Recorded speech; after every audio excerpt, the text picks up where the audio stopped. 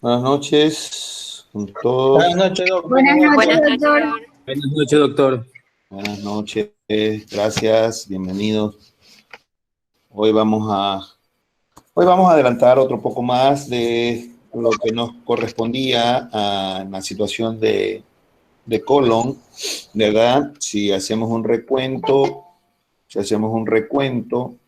de la parte que hablamos, pues vamos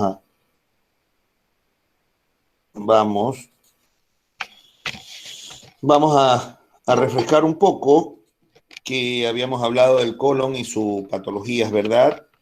El diagnóstico, los objetivos, las medidas del colon, su disposición, sus elementos, sus funciones.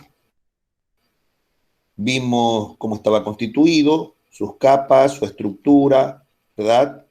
Todo lo que corresponde a la parte teórica de cómo se presenta, sus elementos, ¿verdad? De los cuales hablamos mucho, cómo está sostenido, qué contiene, su vascularización, que era muy amplia, ya vemos de dónde provienen, ¿no? Sus ramas, dos principales, importantes, que donde se lleguen a taponar, presentarían una complicación de muerte, ¿verdad? Porque eso es terrible en el momento que se trastoque su irrigación.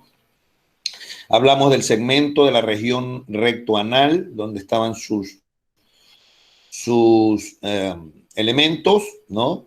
Hablamos de que hay una especialidad exclusiva para este tipo de zona, que es el recto y el ano, como eran los proctólogos, ¿verdad?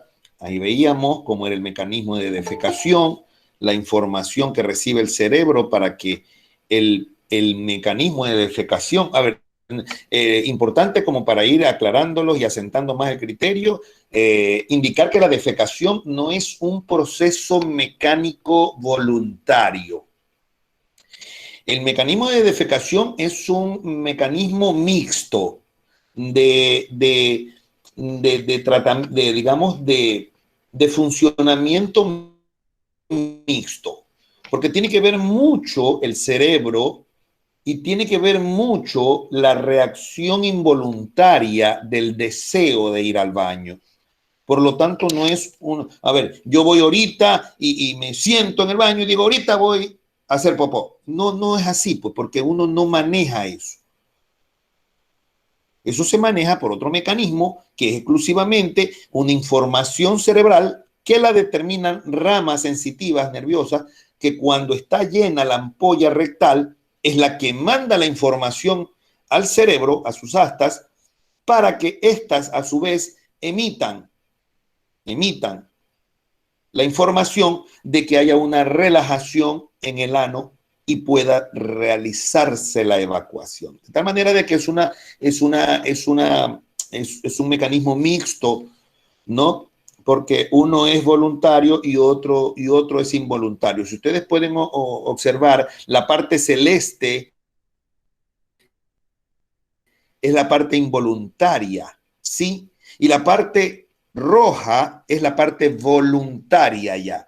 Cuando ya se ha emitido la información hacia el cerebro, ya la otra parte ya viene voluntariamente, mediante nervios motores, a presionar el abdomen, ¿verdad? Para que se realice la defecación. Esto me faltaba de pronto puntualizar para que tengan ya la idea general de lo que es el mecanismo de defecación, ¿verdad? Es un proceso mixto. Habíamos hablado, evidentemente, de cómo funciona el peristaltismo, las partes de reabsorción del intestino grueso, desde dónde a dónde ya va la materia fecal haciéndose fecal y no es más que una imagen didáctica indique que la parte más negruzca es el lugar por donde ya se empiezan a ver heces fecales normales, ¿no? De allí para la parte de arriba todavía son líquidos intestinales que algunos se reabsorben. Esa flecha celeste que ustedes ven ahí, todo ese sector a nivel de las venas de los plexos colónicos están reabsorbiendo lo que más pueden de sangre y de ciertos elementos que ya habíamos hablado anteriormente, como vitamina B12, cianocobalamina, etcétera, etcétera. Todo, algunos componentes del complejo B, ¿verdad? Y empezamos a hablar ya de las patologías y hablábamos de la enfermedad de Crohn, ¿verdad? Una enfermedad que realmente no tiene cura, una enfermedad muy frecuente de acuerdo a la cantidad de habitantes de un entorno. Hablamos de sus generalidades, como los factores genéticos, qué cosas las presentan, sus etiologías, ¿verdad? Y veíamos las imágenes que nos indicaban exclusivamente la presencia de la deformación patológica que representaba una hipertrofia glandular, ¿verdad? De sectores que las glándulas colónicas se agrandan y forman como un tapizado, como un adoquinado, ¿no? Como que fueran adoquines, así se llama, ¿no? La enfermedad de Crohn. Y en el lado derecho veíamos una pieza de material en vivo que tiene mucha sangre y que tiene una inflamación terrible de ese sector en una enfermedad de Crohn, ¿verdad? Habíamos hablado de sus manifestaciones clínicas, su sintomatología, cómo se diagnosticaban, ¿verdad? Los diagnósticos diferenciales, que entre uno de ellos estaba la colitis ulcerativa, que es lo que vamos a ver ahora, ¿verdad? ¿Por qué? Porque se parecen mucho.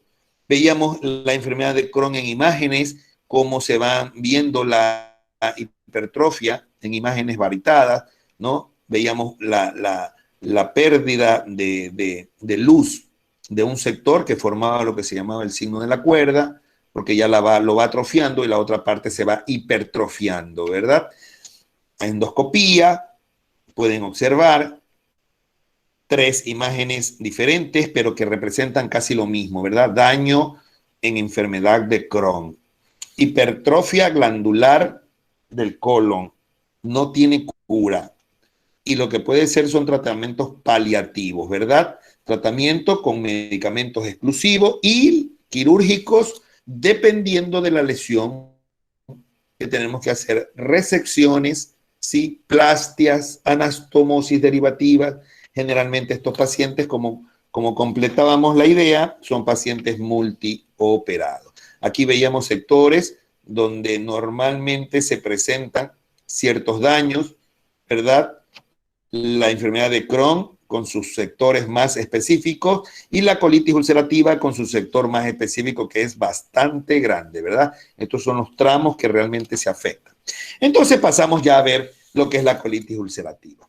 Miren ustedes, 5 a 8 de cada 100,000, ¿no? Se encuentran afectados por esta patología. Casi igual en porcentaje que la enfermedad de Crohn. Casi igual. El uno era del 3 al 8, el otro del 5 al 8. Quizás un porcentaje ligeramente superior al del Crohn. Es decir, un poquito más frecuente que la enfermedad de Crohn es la colitis ulcerativa.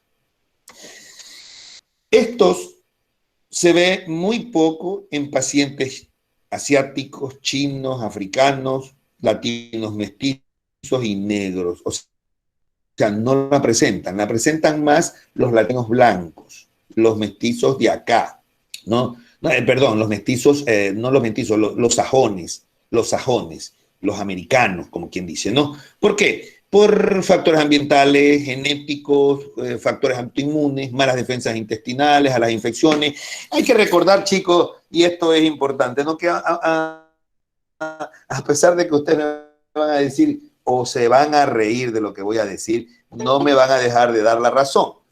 Nosotros vivimos en pueblos contaminados, pues.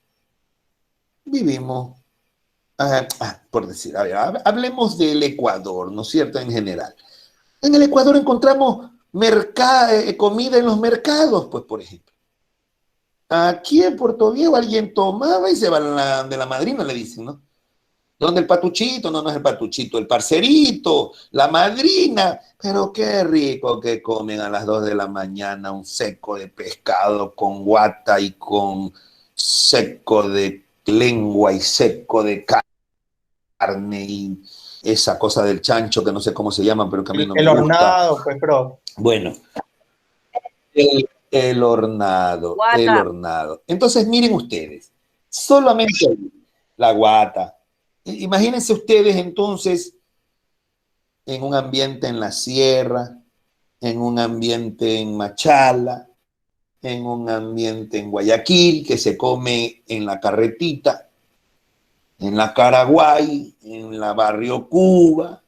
Acá en Manta se come en el malecón, se come en la chocita, nos vamos a la playa y comemos. A todos nos gusta aquí, por lo menos en nuestro país, nos gusta comer es en la tierra.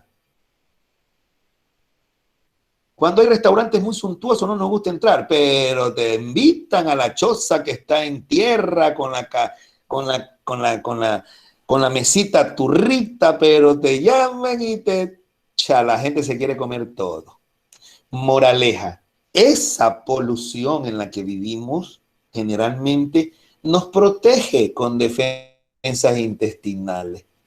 Porque viene un gringo o viene un extranjero y tú lo invitas al mercado de la Madrina, al otro día le da diarrea a ese hombre. Al otro día está enfermo, ¿no? Entonces, es como que nosotros tenemos una autoinmunidad mucho más desarrollada por el mismo sitio en donde vivimos, pues no por el mismo sitio y las cosas, y tú la concha aquí, la coges y la abres y te la comes ahí, la concha en vivito, le pones nomás limoncito, coges el ostión y te lo comes ahí directamente. Ellos allá no, todo va empacado, todo va tratado. El guineo allá va el mejor. Aquí te comes un guineo, aquí te medio podrido, nomás le quitas el pedazo de lo podrido y ¡pa! Te comes el resto. Defensas intestinales. ¿Sí? De tal manera de que somos un poco inmunes, pues está bien, está bonito, pues por ese lado, estamos bonitos. Que no nos vaya a dar esta colitis ulcerativa, ¿no? Pero bueno, en todo caso, pues el tabaco, el alcohol, los anticonceptivos orales, que eso sí se usa bastante aquí. Muchísimo anticonceptivo, muchísimo alcohol, muchísimo tabaco, ¿sí? Evidentemente que son factores que desencadenan esto, ¿no? Inflamación de la mucosa y la submucosa, respeta las capas externas del colon, inflama crónicamente con abscesos, cristas, las imágenes típicas de pólipos. Pueden sangrar fácilmente y este es el problema. Porque en los casos graves, estos tejidos que sangran, ¿sí? Van a ser sustituidos por tejidos, por cicatrices que quedan adentro, ¿no? Como cuando tú te cortas en la piel y te quedan cicatrices de arañazos, de cuestiones. Lo mismo sucede adentro. Entonces estos comienzan a hacerlo más chiquito al colon. Lo encogen. Todas estas cicatrices encogen, ¿no? Al colon. Y obviamente forman lo que se llama, o lo que se denomina el colon en cañería, es decir, un colon duro, tortuoso, no es muy maleable, sino duro, sus capas, etcétera, ¿no es cierto? Diarreas con sangre, frecuentes, proctitis, o sea, inflamación de la parte anal, de la parte del recto. Siempre va a afectar el recto, ¿sí? Si el recto se encuentra sano, ya no es colitis ulcerativa. Miren ustedes rápidamente la diferencia entre el Crohn, o sea, una diferencia abismal entre el Crohn y la colitis ulcerativa. ¿Cuál es? Que el recto es el que se afecta en la colitis ulcerativa. Si el recto está sano, es Crohn. Así de fácil. O sea, esa es una cosa importantísima, ¿no es cierto? Las complicaciones de la colitis ulcerativas son fatales, porque usted puede vivir mucho tiempo crónicamente con el proceso, pero cuando usted se complica, el colon se hace tóxico, el colon se intoxica, se hace grande e intoxicado, ¿sí? Pero si usted nota que hay una distensión abdominal, ojo con lo que les estoy diciendo porque les estoy dando tres factores importantísimos didácticos para que ustedes diferencien entre uno y otro caso. Si ustedes encuentran un paciente con distensión abdominal y sangrado rectal, clínicamente tienen que pensar en cáncer. Porque ni el Crohn ni la colitis ulcerativa le dan estrechez de la luz. A menos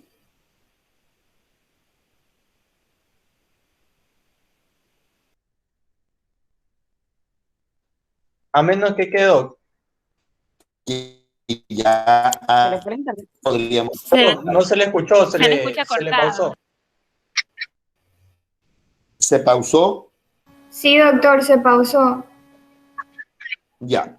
Les decía que hay tres cosas importantes que diferencian el cáncer, la colitis ulcerativa y la enfermedad de Crohn. ¿Cuál es? El recto sano, Crohn. El recto enfermo, colitis ulcerativa. Estrechez o distensión abdominal por obstrucción, cáncer. Esas tres cosas se diferencian por eso. ¿Sí me escucharon allí? Sí, doctor. Sí, doctor. Ya, perfecto. Entonces, eso lo pueden igual leer ustedes allí, pero bueno, aquí tenemos, ¿no?, una imagen de las colitis ulcerativas que provocan disminución del calibre de la luz, pero no provocan casi obstrucción, no hay dilatación de las asas, más vale son estrecheces que ustedes van a encontrar. Esto con las imágenes, pero recordar siempre que hay patologías que se determinan más con otros procedimientos, por ejemplo, la colonoscopía. La colonoscopía es el mandatorio. Aquí ustedes pueden observar rápidamente la endoscopía colónica con tres imágenes que, a pesar de estar bien enfermos, mire, se ve la luz al fondo, ¿no? Se ve la luz del paso intestinal, pero se ven colon deteriorados, colon enfermos, ¿sí? Con pseudopólipos, ¿sí? Que no son pólipos, sino pseudopólipos, y que no es otra cosa que ulcerados por gran cantidad. Por ejemplo, en el centro, pueden ir ver la imagen del centro, una imagen muy roja, rutilante, porque hay sangre. Hay sangre. En el Crohn casi no encontramos sangre. En la colitis ulcerativa sí encontramos sangre, ¿no? Y sus estados crónicos, evidentemente, puestos en el ojo del endoscopio. El tratamiento de la colitis ulcerativa, antibióticos, cuando existe toxicidad en el colon, fiebre, dolor, ¿no? Totalmente menos que en el Crohn. Miren, ¿qué quiere decir, por ejemplo, que es un poquito más, la colitis ulcerativa es un poquito más, menos sintomática que el Crohn, a pesar del sangrado? Menos sintomática. Miren ustedes que casi no encontramos dolor. Aquí lo que más vamos a encontrar es sangrado en la colitis ulcerativa, ¿sí? Utilización de la sulfasalacina como antiinflamatorio, asimismo como lo utilizamos en el Crohn, los esteroides también. Acuérdense que utilizamos inmunosupresores también, monoclonales como el infliximab, ¿sí? El metotrexate como inmunosupresor. Es decir, una serie de medicamentos que también utilizamos en el Crohn, ¿sí? Pero que son dos patologías diferentes. El proceso quirúrgico, ¿cuándo se realiza? Doctor, no Aquí sé es si es el mismo a todos los compañeros, pero no está pasando la diapositiva. No, es a usted, No, porque sí sí está está llegando. pasando. Sí se están pasando las diapos. Sí, sí, están pasando, Génesis. Sí, doctor, no se preocupe, Bueno, sí parece están que se... pasando las diapos. Ah, bueno. Como me dijiste que no, bueno. El proceso quirúrgico, ¿cuándo se realiza un proceso quirúrgico? Cuando hay sangrado severo. No para quirúrgico. Y una de las cosas que vas a tener que hacer en estos casos es resección, ¿sí? Cuando hay megacolon tóxico, cuando tienes altas posibilidades de que vayas a tener una displasia cancerosa, para afuera, ¿sí? Colectomías totales, o sea, le sacarás medio colon, no importa, pero le salvas la vida a ese paciente. O sea, más o menos así se maneja esto. Más o menos así se maneja esto, ¿no es cierto? Haciéndole una ileostomía, etcétera. Aquí ya vienen las denominadas resecciones intestinales. Es decir, esos procesos en los cuales los cirujanos digestivos indican voy a cortar este sector, voy a cortar este otro sector, voy a cortarlo hasta aquí, dependiendo de dónde esté dañado, dependiendo del informe de la endoscopía, y te dice, está tomado el 2/3 del colon descendente. Ah, ya muy bien, lo corto en el ángulo y le hago una colostomía de descarga. Son todas estas cosas ya se hacen dependiendo del proceso. Son paliativas, pero te ayudan mucho a la sobrevida del paciente.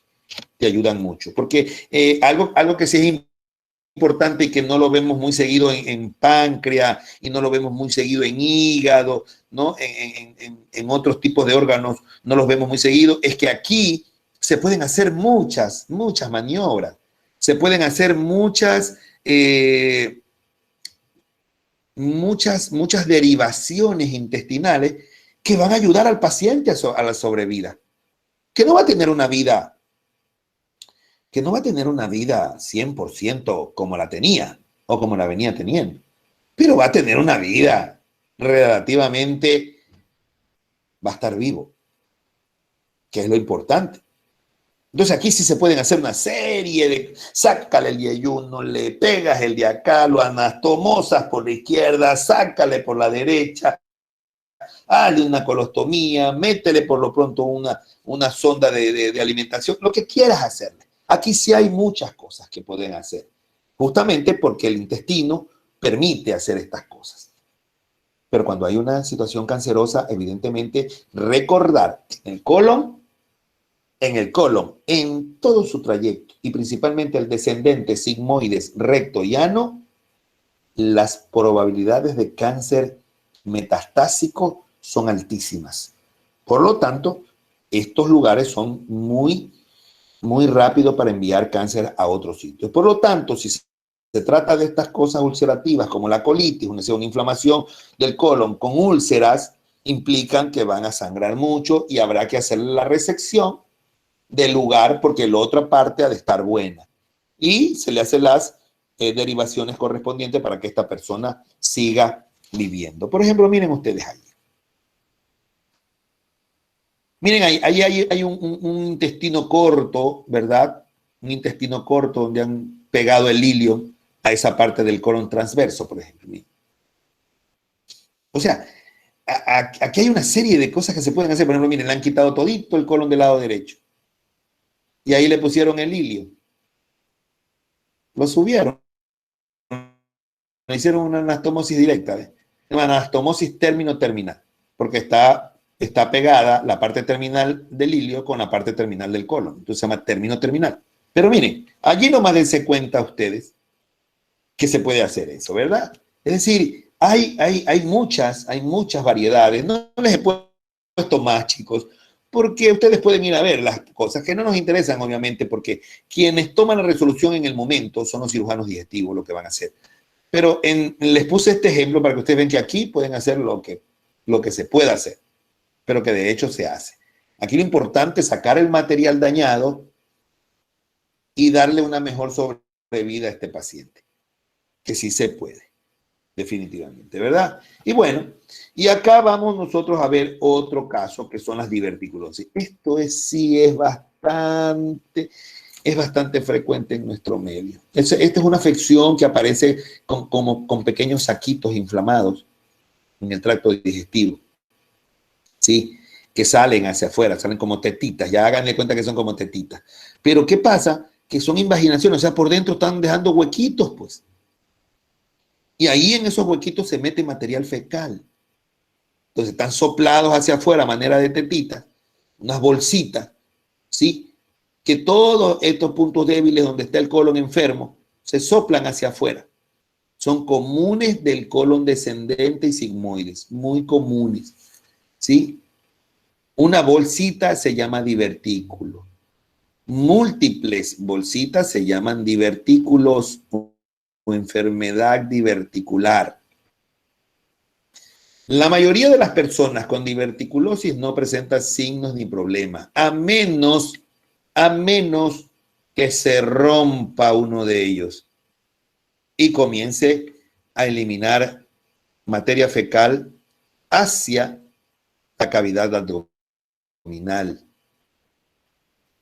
Cuando los divertículos provocan dolor, problemas, los médicos determinan a esto como enfermedad diverticular, que tiene mucho. Cuando usted abre a este paciente o le hace una endoscopía, si usted le hace una colonoscopía a este paciente, lo que va a ver es puros huecos, huecos, que son los divertículos.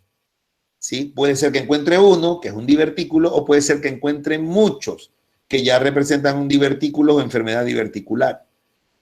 Pero cuando usted lo opera a este paciente y lo abre por alguna complicación, porque esto no se abre, mientras no se rompan, no se abren.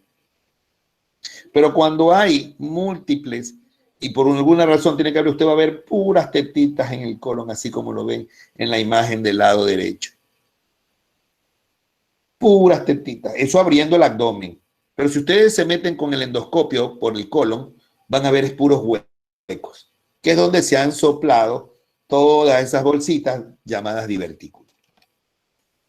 Los divertículos del colon es muy frecuente como enfermedades en Europa, en Estados Unidos. ¿Sí? Aquí también ha habido, conocí un compañero mío, un colega, profesor, docente, que murió de otra afectación, pero tenía la enfermedad diverticular. Casi no pueden comer muchas cosas fuertes por temor a que se revienten los saquitos. ¿Sí? Los divertículos son de pulsión, es decir, se brotan, eso es pulsión, se brotan por el aumento de la presión dentro del colon, o sea, la presión intraluminal. Salen por estos orificios de entrada todas las arterias de las temias cólicas, que son los puntos de las paredes débiles, o sea, ¿dónde se ubican? Se ubican justo en la entrada de las arterias, que son los lugarcitos más débiles del colon. Entonces, ahí se soplan. O sea, tratan de buscar esa entradita donde van las entradas de las arterias para dar su irrigación a esa parte, y ahí se hacen los divertículos. Sangran con mucha facilidad porque están metidas, evidentemente, en la entrada de las arterias, y cuando se inflaman o se meten las bolsitas, provocan sangrado. Esta generalmente situación ocurre o se mejora cuando hay alimentos con fibra dietética. Los alimentos con fibra producen bolos muy pequeños. Sin embargo, y aquí vamos nuevamente a dar un recreo con lo que voy a conversar, Manabí se caracteriza por comidas espectaculares hechas con verde o con plátano, no sé cómo lo conozcan. Aquí hay desde el chifle, plátano, empanadas, bolones y muchísimas cosas más que hacen con plátano. El plátano no es una fibra, es una proteína y forma un bolo fecal inmenso. La fibra es dietética. Las comidas con fibra hacen que el colon no sufra tanto, ni se dilate tanto. Los nutricionistas mandan mucho a comer alimentos con fibra para que el colon no sufra, principalmente a las personas que tienen constipación crónica, o sea, estreñimiento crónico. Aquellas personas que no van al baño diariamente, sino que lo hacen cuando se acuerdan o cada 2 días o 3 días. De tal manera de que la dieta con fibra ayuda mucho a esto de aquí. ¿Sí? Generalmente son asintomáticos. Se encuentran a veces por accidente o porque alguna persona se ha hecho una colonoscopía y se la detectaron por la colonoscopía. O porque de alguna manera se operó de alguna situación X y al abrirlo se encontraron con la novedad de que el colon está lleno de bolsitas en la parte exterior que se denominan divertículos. Entonces, generalmente son asintomáticos, no presentan molestia. Ya les digo, a menos que se revienten, a menos que se perforen, ¿verdad? Dentro de las complicaciones están la inflamación, que es la diverticulitis, ¿sí? Un cuadro inflamatorio de este sector. Cuando se inflaman, sí provocan dolor y está el dolor presente allí. Puede haber sangrado o sangreamiento digestivo bajo, o pueden perforarse, o pueden estrangularse. ¿Sí me entienden lo que les trato de explicar como estrangulación? Es decir, la bolsita se da vuelta sobre su propio eje y se estrangula. Y eso provoca dolor intenso y hay que entrar a operar eso. Sacar eso que está estrangulado y cerrarlo. Y el resto ni tocarlo. Ni tocarlo, bendito, porque cuando usted toca uno de esos y se daña, se le viene todito encima. Entonces, eso es importantísimo que tengan como conocimiento de divertículos, ¿no? Ahí ven ustedes una diverticulosis con vario, se ha hecho un tránsito intestinal y miren ustedes, esto es un tránsito retrógrado, ¿verdad? Porque ustedes ven que no se ha pintado nada del intestino delgado, solo se ha pintado el colon. Entonces el vario lo han mandado por atrás, de manera retrógrada, ¿no? Entonces miren que solamente ha pintado el colon. Y miren ustedes, ahí las flechas están indicando las prolongaciones, las bolsitas, ¿cómo le llaman ustedes? Tetitas, qué sé yo, como ustedes le quieran llamar, pero son unas bolsitas que se prolaxan hacia afuera del colon. Y miren ustedes, ahí se ven prácticamente como están llenos muchas bolsitas del material de contraste. Las poliposis del colon y el adenocarcinoma, esto sí ya es una mala palabra. Porque Doctor, todo lo que te... disculpe una consulta.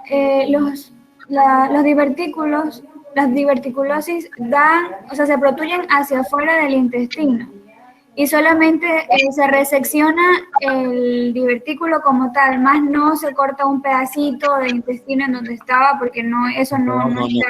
No. Vas a arreglar el que está con problemas. Se torció o se perforó, vas a arreglar exclusivamente ese.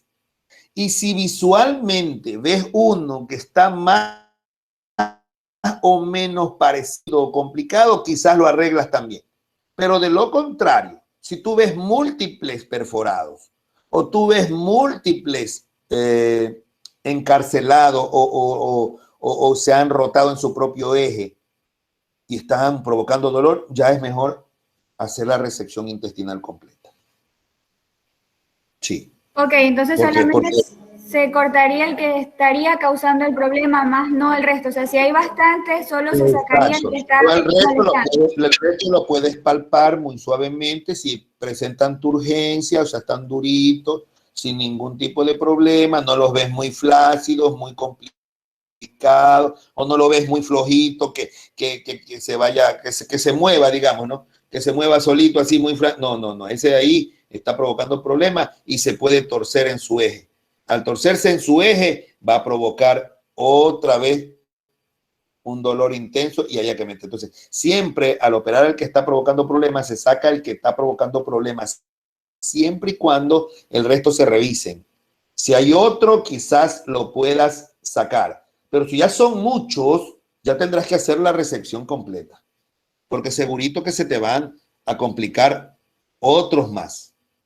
Ok, doctor, entonces en ese caso sí sería una resección intestinal. Allí se hace una resección intestinal. Muchas gracias. Claro. Los pólipos ya son neoplasias, los adenoscarcinomas no se diga, son muy frecuentes en el tubo digestivo. Siempre hay, hay nuevos casos en cada año. Las estadísticas aquí también las dicen. Las estadísticas las mantienen los hospitales de Solca, ¿sí?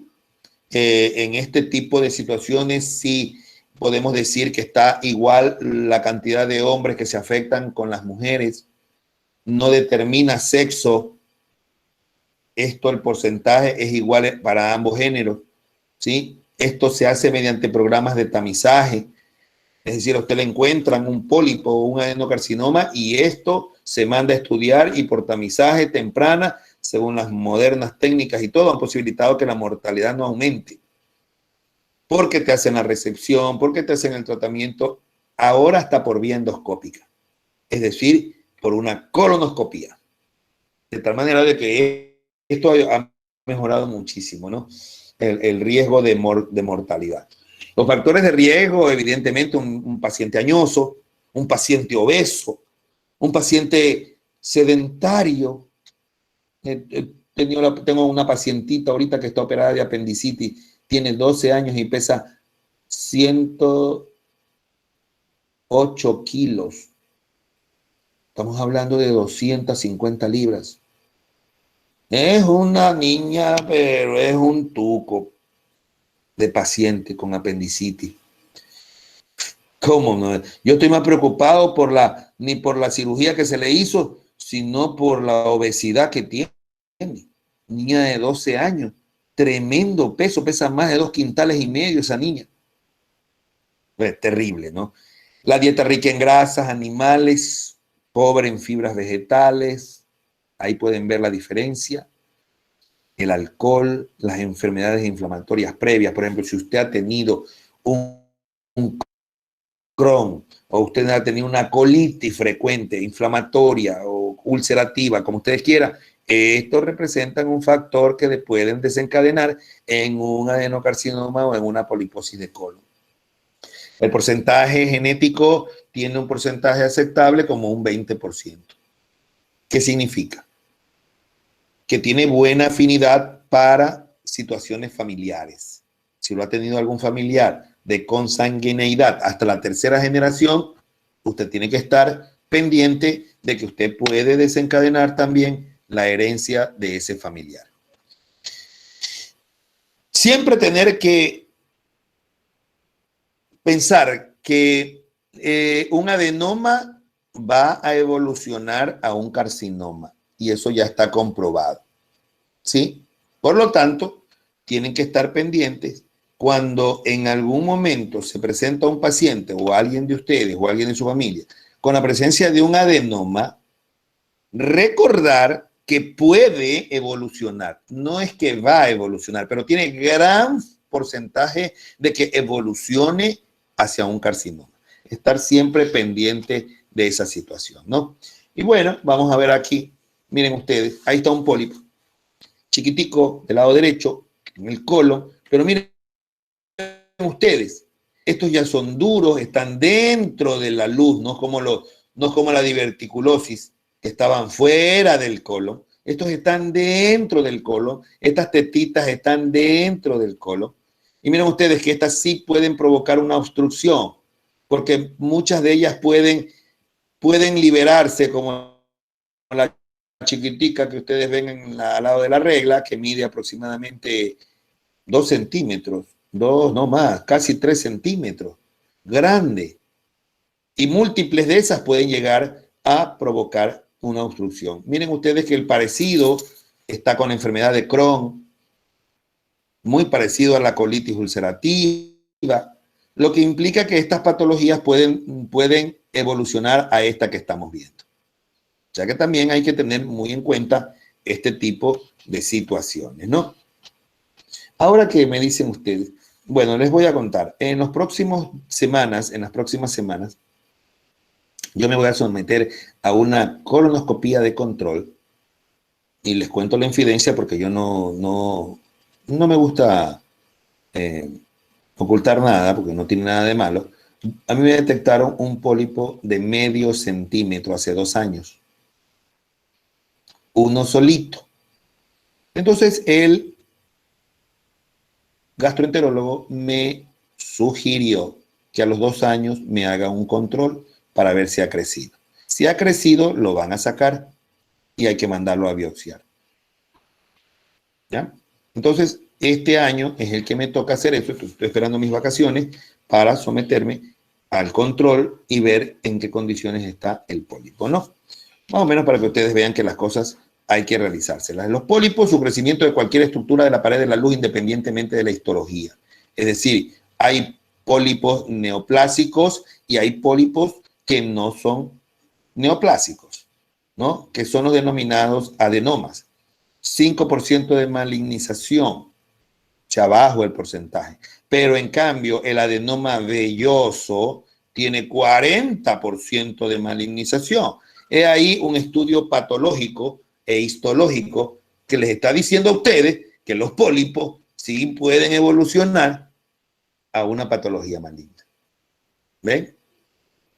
22% los de túbulos vellosos a malignización. Estos se consideran premalignos y deben ser removidos, biopsiados y seguidos con tratamiento, como les estoy informando, por colonoscopía, por endoscopía cuando son grandes o sésiles. Sésiles significa cuando son grandes y blandos, suaves, porque generalmente son duritos.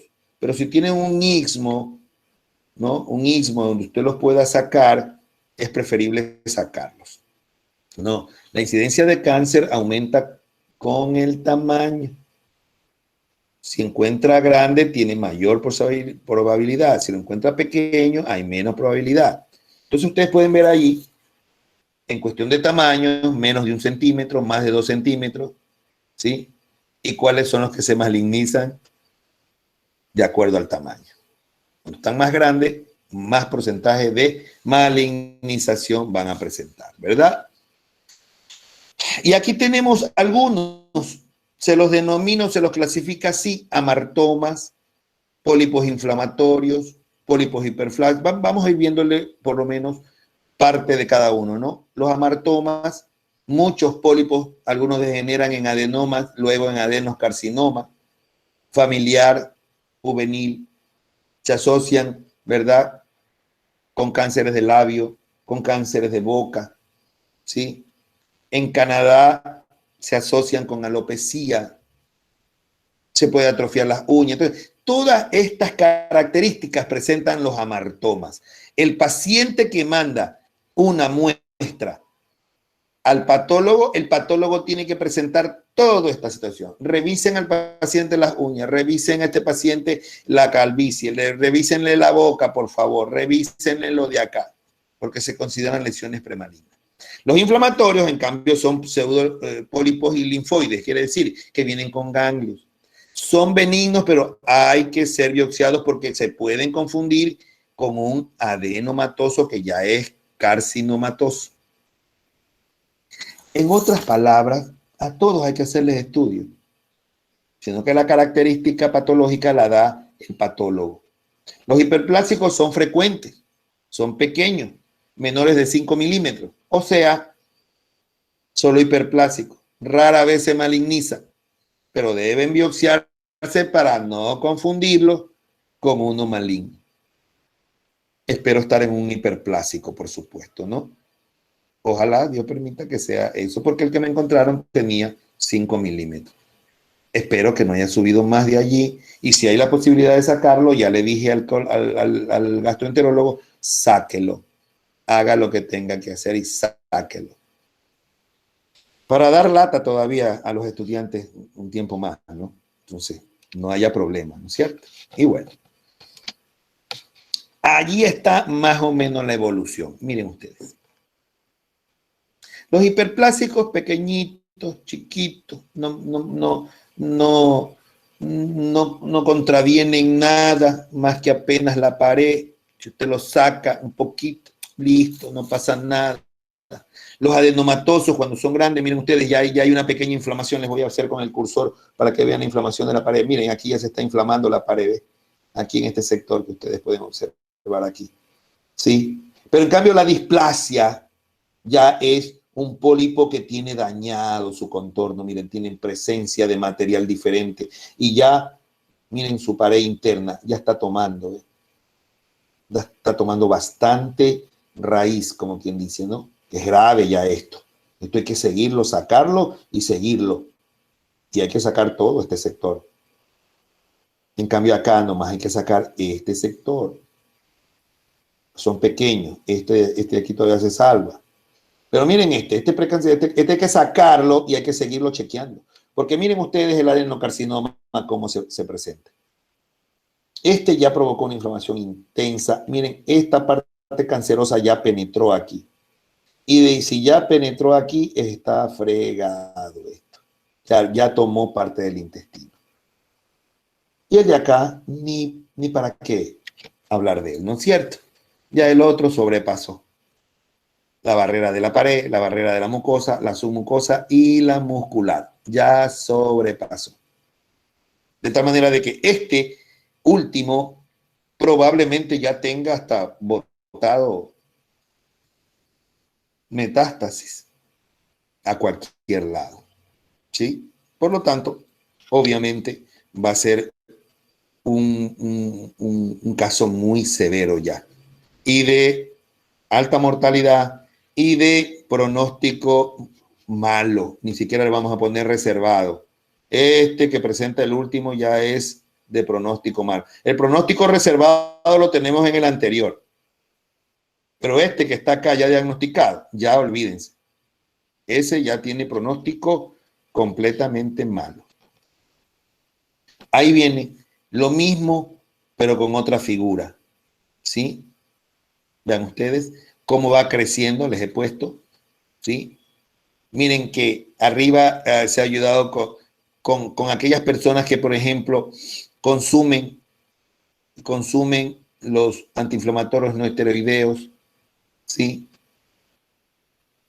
Y miren cómo eso va inflamando más la mucosa. Aspirina, uso de aspirina. Lamentablemente hay personas que deben de tomar la aspirina, pues por ejemplo las personas mayores que tienen, que tienen tratamientos por ejemplo, con cateterismos, o pacientes que tienen marcapasos, o pacientes que les han hecho stent o les han aplicado stent. Son pacientes que tienen que utilizar obligadamente antiinflamatorios tipo aspirina, pero lamentablemente tienen este riesgo. Y miren ustedes, la misma evolución, pero con factores que influyen en la formación de esos adenomas, ¿no? Y que se van dañando hasta llegar a presentar realmente lo que se conoce como el cáncer. Este es el cáncer que, como las películas de suspenso, lo vamos a dejar para el día de mañana. Correcto, porque yo sé que están bastante entusiasmados viendo lo que viene, pero lo vamos a dejar ahí pendiente para ver qué pasa. Mañana ya es solamente las diapositivas de cáncer, pero por lo menos para podernos ver el día de mañana más, lo vamos a dejar ahí para que puedan ir a merendar, que a algunos los veo con carita de hambre, principalmente a uno que lo estoy viendo que está desesperado por hambre. Pero bueno, de todos los 23 que están aquí, asociados, pero no todos tienen prendidos las esas, ¿no? Y bueno, chicos, espero que les haya gustado esta parte, la hayan entendido muy bien. Espero que la próxima, como para no irlos rellenando todos de una sola, ¿no es cierto? Creo que estamos bien allí, suavemente, como dice la canción. Y mañana terminamos con las otras diapositivas que faltan de cáncer y de tumores, que ya no son muchas, pero que por lo menos mañana las podemos ver de manera independiente al cáncer. ¿Les parece bien? Sí, doc. ¿Listo? Sí, doctor. Bueno, Doctor, una ha consulta. sido un gusto. Me despido de usted. A ver.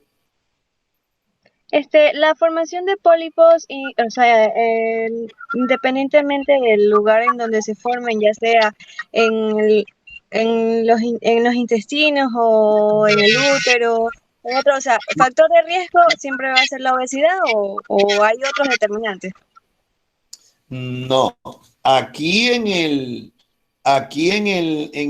el colon es determinante, porque los pólipos en otros lugares suelen ser benignos, pero aquí en el colon no. La obesidad, cuando hay un pólipo en el colon, ya te puedes imaginar a esta persona lo que come, pues. Si está obesa, como tú dices, evidentemente que el pólipo en colon va a ser más peligroso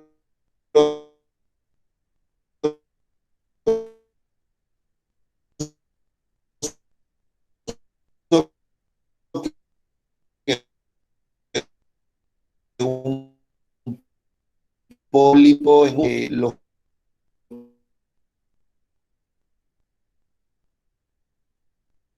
Doctor, se le entrecortó nuevamente la llamada. el internet que se le fue, no nos ha de escuchar. Avísenme. Ahora sí. Ahí, doctor. Ahí recién, doctor. Ya. Lo que quería decir es que es mucho más representativo en el pólipo de colon, porque es por donde pasa el alimento. Pues. En el útero no pasa alimento, no tenemos nada que ver con la alimentación. En cambio, acá es directamente proporcional de lo que come. Si habla de una obesa, esta persona obesa ha de comer de todo, pues lo que estábamos hablando. Pues. Lo más barato que coma de ser costillas ahumadas, papa frita, hamburguesas, pero todas estas cosas.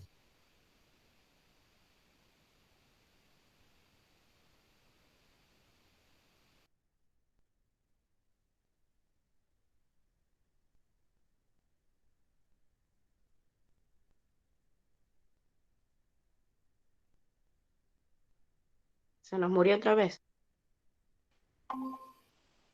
Se acabó de Otra vez nuevo. se cayó la señal, doctor. Sí, se cayó Sí, la señal. solamente No nos se quedamos No hasta se que le eran escucha, las comidas más económicas, carnes ahumadas.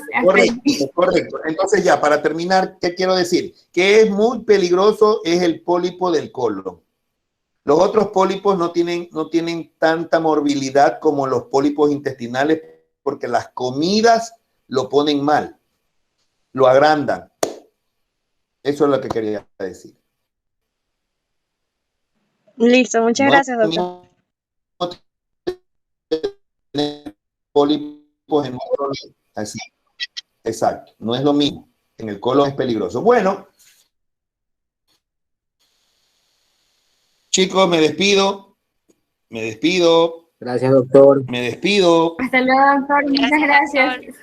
Hasta Doctor. mañana. Que pasen Hasta bien. mañana. Gracias. Chao, chao. Nos Igual. vemos. Igualmente, hasta luego.